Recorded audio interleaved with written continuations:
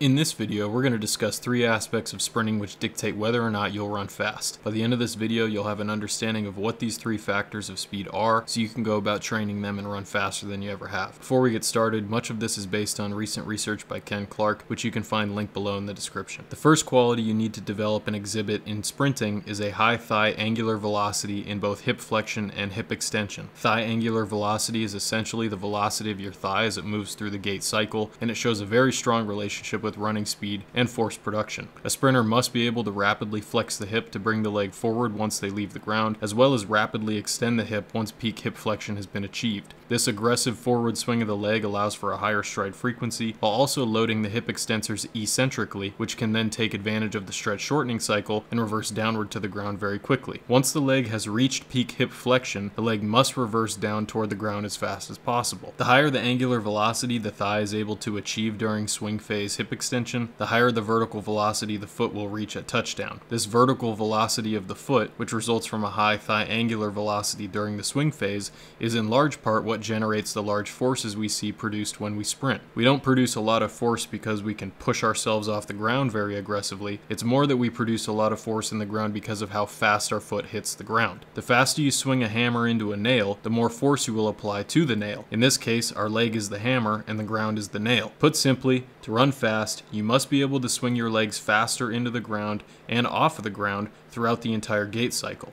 To develop this, we should develop strength and power in the hip flexors and hip extensors, use both open chain and closed chain movements, single leg and bilateral movements, and incorporate both slow strength exercises and faster speed and power oriented movements in addition to sprinting and plyometrics. The second quality you need in order to sprint fast is high levels of torsional stiffness through the hips. This is what unlocks our ability to switch directions quickly and scissor our thighs as fast as possible. Torsional stiffness is defined as the ability of an object to resist twisting when acted upon by an external force. As we aggressively scissor our legs while sprinting down the track, we must be able to stop and reverse the legs at peak hip flexion and hip extension. Because our legs are heavy and they're moving fast through the air, the hip flexors and hip extensors work very hard to stop and reverse these motions in order for sprinting to continue. By developing torsional stiffness in this end range of motion position, you can reverse the limbs more quickly and accelerate your limbs over a larger range of motion to hit the ground with a higher limb velocity and thus produce more force.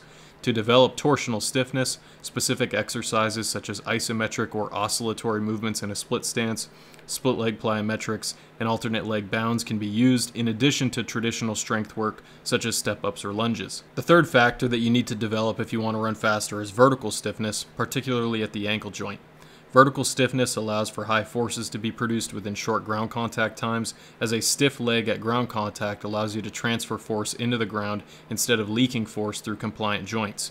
As we accelerate, our ground contact times decrease while demands for vertical force increase. In order to apply greater forces over shortening ground contact time durations, we must exhibit remarkable stiffness at the ankle, knee, and hip during ground contact.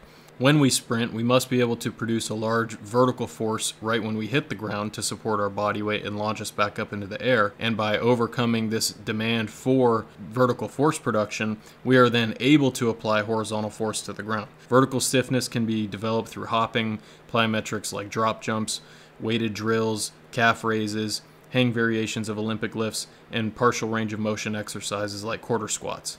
Now, if you want to learn more about how vertical and horizontal force production both play a role in sprinting performance, check out this video here.